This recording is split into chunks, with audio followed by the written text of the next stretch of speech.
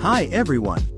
In this video, we'll show you how to reset a password of any Hikvision device using the SADP tool. First, open the SADP tool and make sure your desktop or laptop is connected to the same network as your Hikvision device.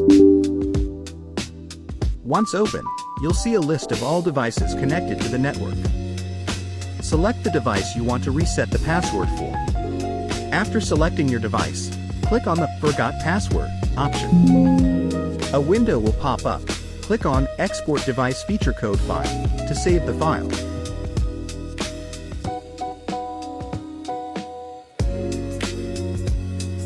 Next, share this file via email to support@hikvision.lk. They will provide you with the reset file. Once you receive the reset file, import it into the SADP tool and type in a new password.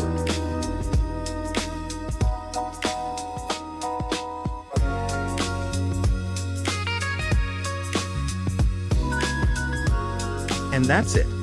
You've successfully reset your device password.